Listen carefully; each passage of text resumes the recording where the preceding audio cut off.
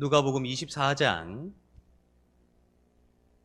50절부터 53절까지의 말씀, 제가 가진 성경으로는 신약성경 142면에 있습니다. 예수께서 그들을 데리고 베다니 앞까지 나가사 손을 들어 그들에게 축복하시더니 축복하실 때에 그들을 떠나 하늘로 올려지시니 그들이 그에게 경배하고 큰 기쁨으로 예루살렘에 돌아가 늘 성전에서 하나님을 찬송하니라. 아멘. 이 시간 앞뒤 좌우에 계신 분들에게 당신은 하나님의 기쁨입니다. 한번 인사하도록 하겠습니다. 당신은 하나님의 기쁨입니다. 다시 한번 인사하실 때 하나님이 당신을 기뻐하십니다. 한번 인사하겠습니다. 하나님이 여러분을 기뻐하십니다. 아멘. 날마다 우리의 삶이 때로는 연약하고 부족하지만 아버지 되신 하나님의 그 넉넉함이 우리를 바라보시고 우리를 품어주시고 우리를 사랑스러운 자녀로 안아주시리라 믿습니다. 날마다 그 하나님의 기쁨이 되셔서 하나님께도 기쁨이 되며 우리와 함께 신앙생활 해나가는 모든 분들에게도 기쁨이 되는 여러분들의 삶이 되시기를 예수님의 이름으로 축복합니다. 여러분, 우리가 성경을 읽을 때 성경이 왜 기록되었는가 하는 것을 한번 생각해 보는 것은 굉장히 중요하다 할 수 있을 것입니다. 성경이 아무 이유와 아무 목적이 없이 기록된 것은 아니겠지요. 분명한 이유가 있을 것이며 분명한 목적이 있을 터인데, 여러분들은 이 성경이 왜 기록되었다고 생각하시는지요? 그리고 무엇을 이루기 위해 이 성경이 기록되었다고 생각하시는지요? 저는 크게 두 가지로 줄여서 말할 수 있지 않을까라는 생각을 해보게 되었습니다. 첫 번째는 바로 지식입니다. 오늘 우리는 누가복음을 함께 읽었지요. 우리가 복음서를 읽다 보면 각 복음서마다 동일한 사건임에도 조금씩 달리 기록되어 있다는 것을 우리가 발견하게 됩니다. 그리고 이 복음서들은 각기 2000년 전의 사건을 기록한 2000년 전을 살았던 사람들이 기록한 글이지요. 그래서 많은 현대인들에게 이 복음서에 기록된 내용들이 사실일 수 있을까, 사실일까 하는 의구심을 불러일으키는 것도 사실일 것입니다. 여러분들 그런 생각해 보신 적이 없으신지요? 예수께서 어떤 마을에 가서 어떤 말씀을 하시고 어떤 일을 행하셨다 하는 이야기들이 가득 기록되어 있는 것이 복음서일 텐데 그것이 정말 사실일까 하는 생각을 해보신 적이 없으신지요? 아직도 많은 학자들이 이 복음서의 역사적 사실성의 여부에 대해서 굉장히 논쟁을 많이 하고 있는데요.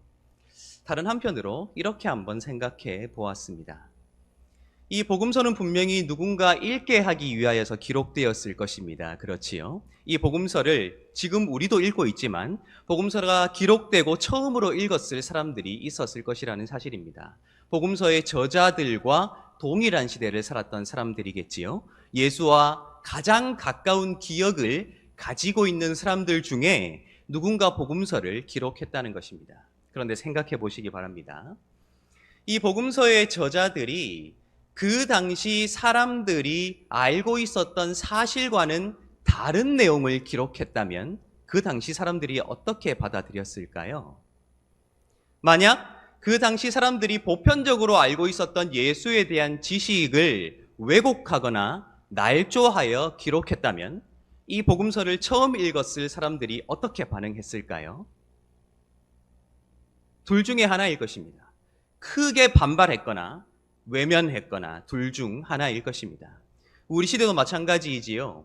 누구나 보편적으로 알고 있는 역사적인 사실을 왜곡하려 할 때 수많은 사회적인 문제들이 발생해왔다는 것을 우리는 알고 있기에 1세기 그 당시 예수와 가장 가까운 기억을 가지고 있었던 그 독자들이 바보가 아닐 텐데 복음서의 저자들이 사실을 왜곡하거나 날조할 수는 없었을 것이라는 생각을 해보았다 하는 것이지요. 따라서 이 복음서가 기록된 목적 가운데 하나는 바로 그 지식에 관한 것이라는 사실입니다. 누군가 머릿속에 기억되어 있고 누군가 입술을 통해 전해졌던 수많은 지식들이 있지만 그 지식들이 소실되기 이전에 그 지식들이 상실되기 이전에, 그 지식들이 잊혀지기 이전에 예수에 대한 핵심 기억들을 기록하여서 그것을 전수하고자 했던 목적이 이 성경이 기록된 목적 가운데 하나라는 것이지요. 따라서 우리의 믿음이 공허해질 때, 우리의 마음이 흔들리기 시작할 때에 내가 누구를 믿으며 무엇을 믿으며 내가 누구와 무엇을 믿기에 어떤 삶을 살아가야 할 것인가 하는 것이 불투명해지기 시작할 때 우리의 시선을 가장 먼저 성경으로 옮겨야 하는 것이 당연하다 할 수 있을 것입니다. 왜요? 그 당시 예수를 직접 보았던 그들의 기억과 직접 가르침을 받았던 그들의 지식이 이 성경에 기록되어 있기 때문이라는 것입니다. 그것이 성경이 기록된 첫 번째 이유와 목적이라는 것입니다. 두 번째는 그것으로 우리의 삶을 성찰하게 하기 위한 목적으로 이 성경이 기록되었다 하는 것입니다. 단지 과거에 예수께서 이렇게 말씀하시고 이렇게 행동하셨다, 단지 과거에 예수를 믿었던 사람들이 이렇게 살았다 하는 과거의 지식을 담아서 우리에게 전해주기 위한 것이 아니라, 과거를 기억하게 하기 위한 목적이 아니라, 그것을 읽고 듣는 모든 사람들이 그들의 그 믿음을 통하여, 그들의 그 기억을 통하여, 그들의 그 삶을 통하여 각기 다른 시대를 살아가는 모든 그리스도인들의 삶을 통찰하게 하기 위하여 성경이 기록되었다 하는 것이지요. 따라서 우리가 성경을 읽을 때 반드시 기억해야 하는 것은 나의 믿음의 지식을 채워나가는 것, 나의 믿음이 공허해지지 않도록 내용을 채워나가기 위해 성경을 읽되 단지 지식으로 머무르게 할 것이 아니라 그것으로 성찰하여 내 삶을 어떻게 이끌고 나아갈 것인가 하는 것에 반드시 이룰 수 있어야 한다 하는 것이죠. 왜요? 실천되어지지 아니하는 지식은, 삶으로 드러나지 아니한 지식은 반드시 머릿속으로 썩게 되기 때문입니다. 흐르지 않고 고여있는 물이 썩듯 말입니다. 그렇기에 우리가 성경을 읽을 때 반드시 기억해야 하는 것은, 과연 이 성경에 기록된 것으로 내 믿음의 지식이 채워지고 있는가 하는 지식의 관점에서 성경을 읽을 뿐만 아니라 그 지식을 해석하고 성찰하여 내 삶이 그 지식에 걸맞는 삶으로 이끌려가고 있는가 하는 것을 반드시 확인할 수 있어야 한다. 그것이 우리가 성경을 읽고 배우고 묵상하는 목적이 되어야 한다 하는 것입니다. 여러분, 성경을 읽고 계시는지요? 날마다 성경을 통해 여러분들의 믿음의 지식을 채워나가게 되시기를 예수님의 이름으로 축복합니다. 또 성경을 여러분들의 마음에 채워 항상 묵상하시지요? 뭐 읽어야 말이지. 읽고 묵상함으로 여러분들의 삶이, 여러분들의 믿음의 방향이 성경에서 말하는 방향과는 전혀 다른 방향으로 나아가는 것이 아니라 성경이 우리에게 가리키는 그 이정표대로 나아가는 가장 복된 삶이 되시기를 예수님의 이름으로 축복합니다.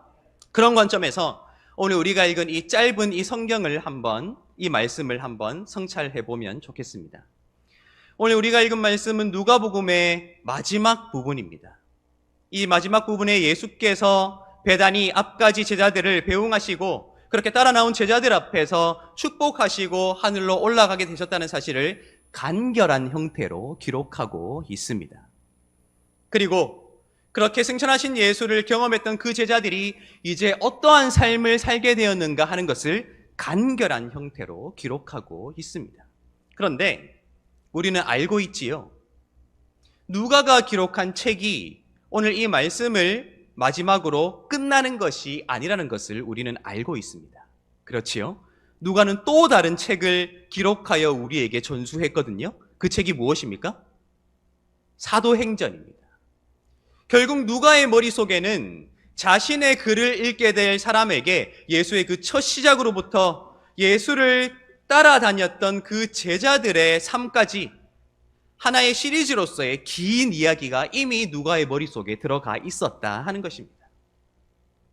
따라서 누가는 오늘 이 말씀이 기록하고 있는 간결한 형태의 예수의 승천에 관한 이야기, 이후에 제자들의 삶에 관한 이야기보다 더 많은 이야기들이 그 머릿속에 들어가 있었다 하는 것이죠. 그것을 어떻게 알 수 있습니까? 이후에 사도행전을 통해 또 구체적인 이야기가 기록되어 있기 때문입니다. 그리고 사도행전에 의하면 그렇게 예수께서 부활하시고 제자들과 함께 하신 기간이 얼마나 된다고 기록하고 있습니까? 40일입니다, 여러분. 40일. 40일 동안 제자들과 시간을 함께 보내시며 무수한 말씀을 하시고 무수한 행위를 보이시며 그렇게 참 많은 것들을 깨닫게 하셨다는 것을 알고 있지요. 그리고 그렇게 예수께서 승천하신 이후에 제자들의 삶이 어떠했는가 하는 것이 사도행전을 통해 굉장히 길게 기록되어 있다는 것도 우리는 알고 있다 하는 것입니다.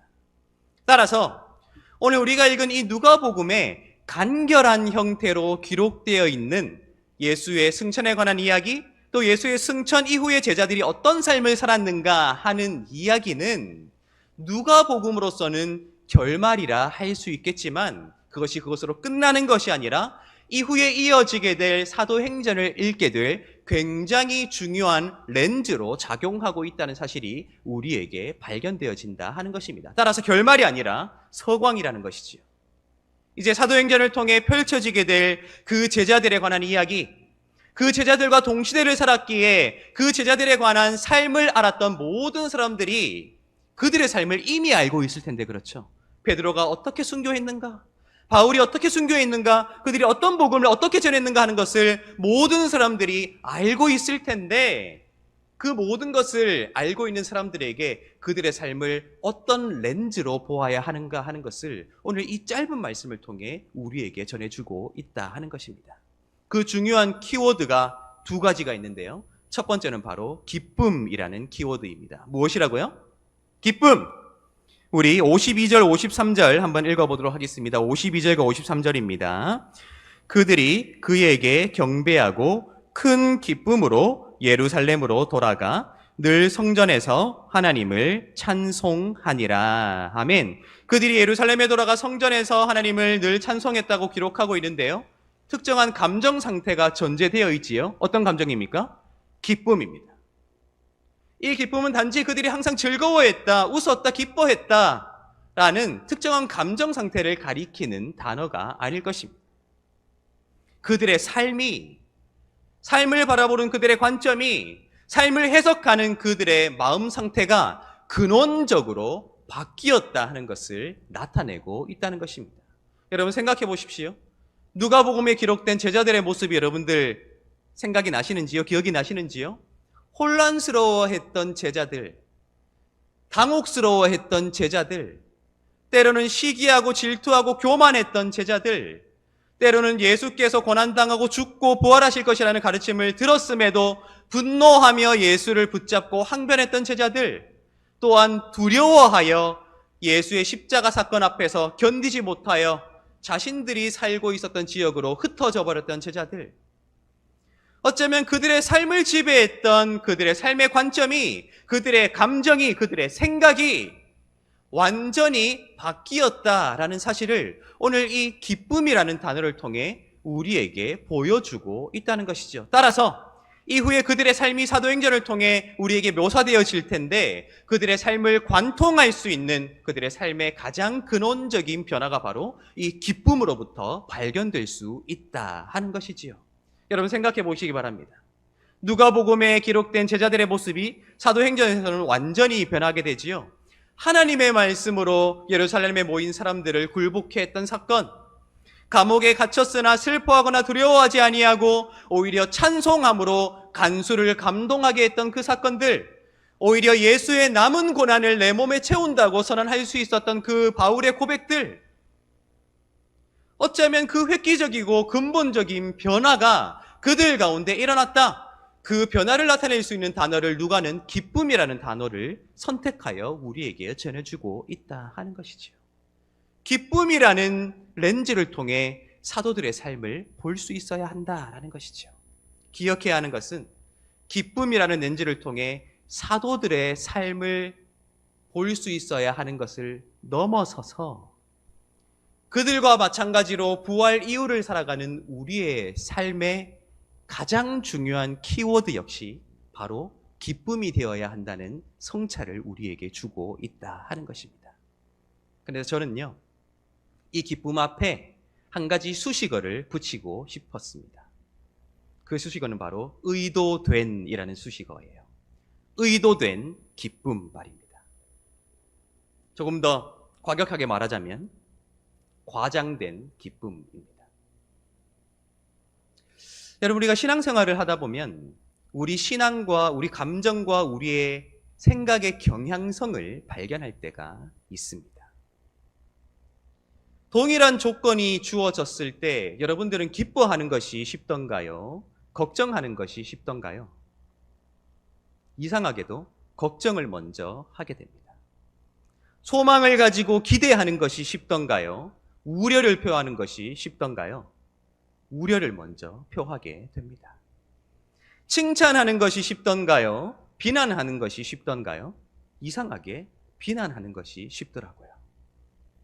누군가 모여서 그 자리에 함께 있지 아니한 사람들의 장점을 바라보며 우리 그 장점을 함께 본받아 가자라고 대화 나누는 것이 쉽던가요? 호박씨를 맛있게 까는 것이 쉽던가요?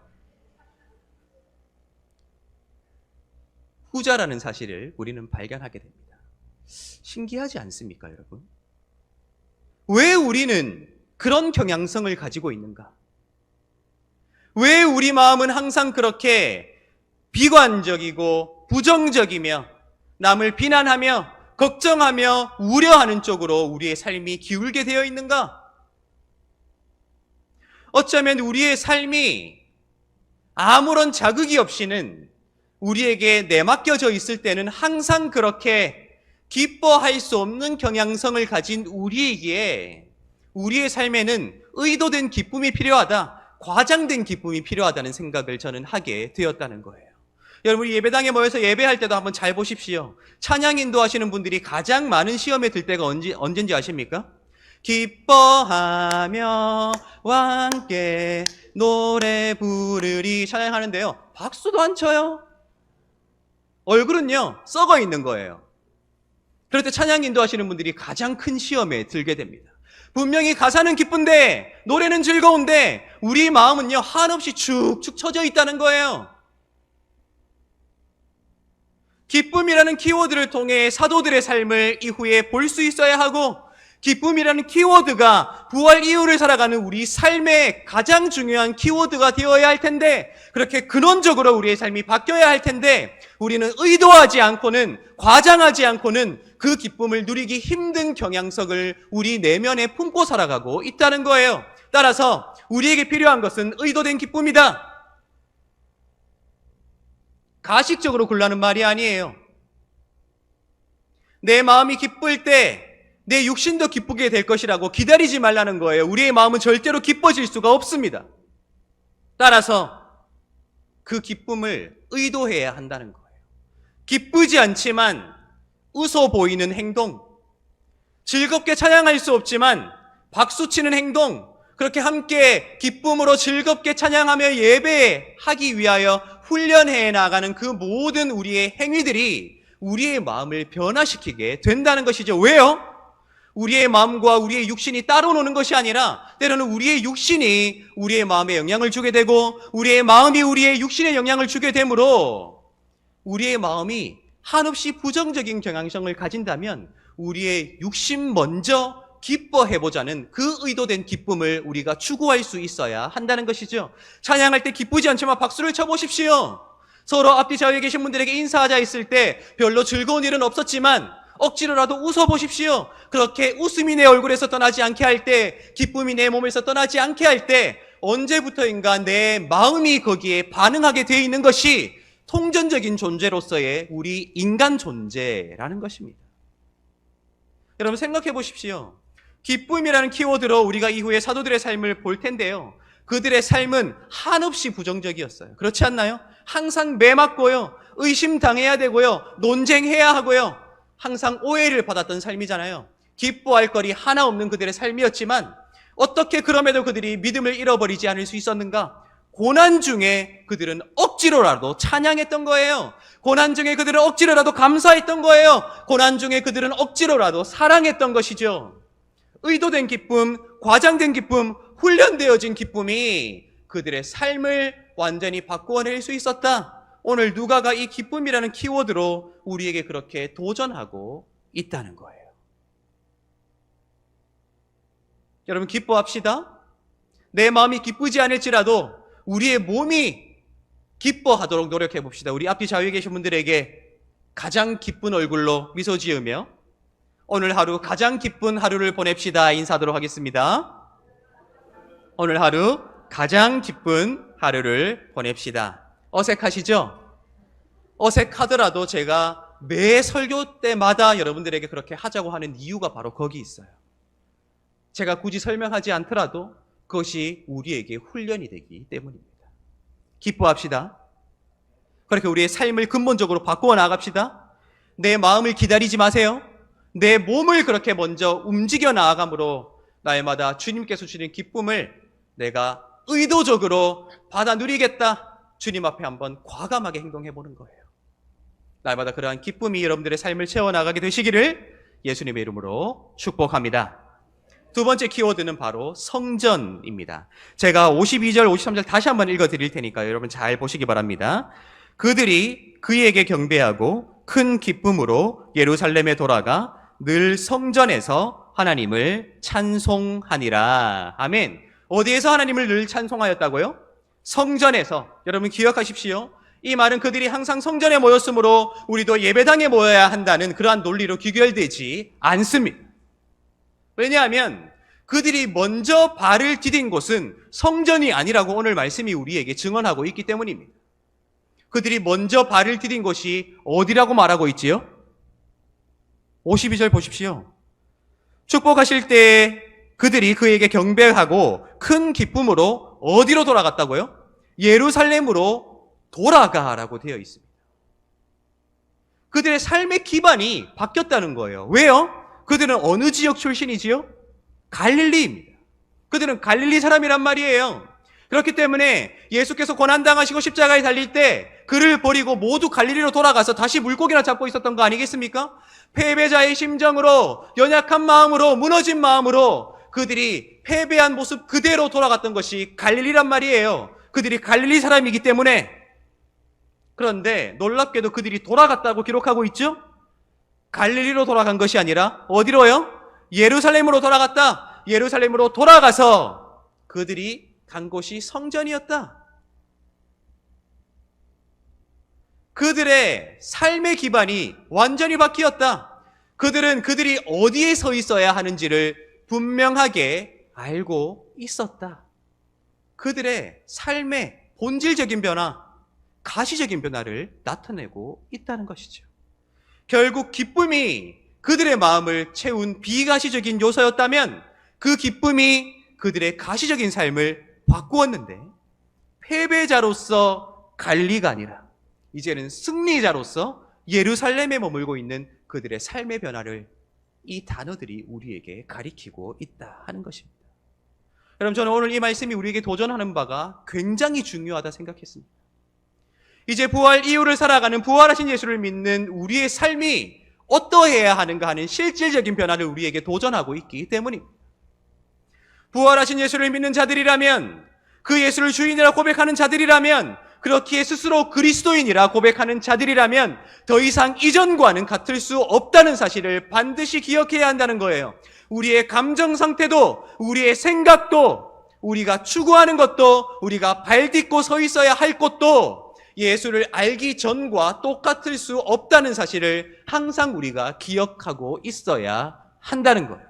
더 이상 패배자가 아니다. 패배자의 장소인 갈릴리가 아니라 승리자로서 세상의 중심이라 여겨졌던 그 예루살렘에서 그 갈릴리 사람들이 어떻게 세상을 변화시켜 나갈 것인가 하는 것을 우리 눈에 열어나가는 것이 이 누가복음과 사도행전일 텐데, 우리도 이제는 완전히 달라진 존재로 우리의 삶의 기반을 변화시키며 나아가야 한다.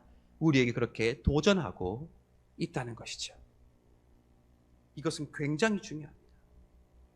믿는다, 안다. 그 말을 입술 밖으로 내뱉기 전에 여러분들 내면을 돌아보시기 바랍니다. 내가 믿고 있다면, 내가 알고 있다면, 그렇게 내 지식을 채우고 있다면 여러분들의 감정이 어떻게 바뀌었습니까? 의심이 확신으로, 신뢰로 바뀌었습니까? 미움이 사랑으로 바뀌었습니까? 배척이 포용으로 바뀌었습니까? 나의 지향이 단지 세상에서 잘 먹고 잘 사는 것이었다면 이제 하나님의 나라와 의를 구하는 것으로 바뀌었습니까? 바뀌었다면 할렐루야, 감사한 것이죠. 그러나 실망하지 마십시오. 바뀌지 않았다면 바뀌어야 한다는 의지는 있으십니까? 믿는다 하면서, 안다 하면서, 지식이 충만하다 하면서 바뀌지 않았거나 바뀔 의지조차 없다면 단호히 말하건대 그것은 거짓말입니다. 왜요? 오늘 우리가 하나님의 말씀으로 고백하고 읽고 있는 이 말씀이 우리에게 증언하고 있기 때문입니다. 여러분 기억하십시오. 그들은 돌아갔습니다. 승천하시는 예수를 경험한 후에, 그 부활하신 예수를 경험한 후에 그들은 되돌아갔습니다. 갈릴리 사람이었지만 갈릴리가 아니라 예루살렘으로. 그들은 더 이상 갈릴리 사람, 패배자로 불릴 자들이 아니라 삶이 완전히 뒤바뀌어 버린 사람, 승리자로서 그 예루살렘, 스스로 예수를 죽였기에 우리가 승리했다는 사람들이 득식을 한 그 예루살렘에 그들이 되돌아갔습니다. 그리고 우리는 알고 있죠. 그들이 예루살렘을 무엇으로 정복하였는가? 오늘 이 말씀은 결말이 아닙니다. 서광입니다. 서막이지요. 이제 우리의 삶이 어떻게 바뀌어 가야 할 것인가 하는 것을 반추하도록 기록되어 우리에게 전수되었다는 것입니다. 훈련되어진 그 기쁨, 의도되어진 그 기쁨이 그들의 삶의 근본적인 토대를 변화시켰듯 이제 우리도 변화해야 합니다. 그리고 그 변화를 우리 스스로 만들어낼 수 없기에 변화해야 한다는 그 의지를 가지고 주님 앞에 기도해야 합니다. 그리고 우리가 함께 변화해 나아가는 그리스도인들이 되어야 한다는 것입니다. 여러분, 오늘 우리 마음속에 그 주님께서 주시는 기쁨이 충만하게 되기를 예수님의 이름으로 축복합니다. 또한 여러분들의 삶이 이전과는 완전히 달라지길 축복합니다. 더 이상 우리의 감정이 예전과 같을 수 없어요. 우리의 생각도 예전과 같을 수 없습니다. 오늘 이 예배를 드리는 이 시간부터 이 예배 이전과 이후의 삶이 완전히 달라지면 좋겠어요. 누군가를 바라보는 우리의 전제가 벗겨지고요. 누군가를 판단해왔던 그 평가의 기준을 내려놓고요. 누군가를 믿지 못했고 누군가를 미워했던 그 마음들이 눈 녹듯 녹아지고 주님께서 주시는 그 새 마음으로 우리의 삶이 완전히 변할 수 있으면 좋겠습니다. 그래서 세상에 나아가서도요. 세상이 우리에게 강요하는 바대로 우리를 내어 맡기는 것이 아니라 우리가 세상을 변화시켜야지요. 우리가 세상을 정복해야지요. 우리가 세상을 이겨야지요. 우리가 그렇게 세상을 하나님의 나라로 만들어 나아가야지요. 그것이 2000년 전 예수의 부활의 첫 증인들의 삶으로 끝날 것이 아니라 우리의 삶이 되어야 하기에 하나님께서 이 말씀을 우리에게 읽게 하셨다. 그것이 우리의 믿음의 핵심이 되어야 되지 않을까 저는 그렇게 생각합니다. 날마다 그러한 삶을 살아가시고 날마다 하나님께 기쁨이 되며 또한 서로에게도 기쁨이 되며 세상을 더 아름답게 만들어 가시는 저와 여러분들의 삶이 되시기를 예수님의 이름으로 축복합니다. 기도하겠습니다.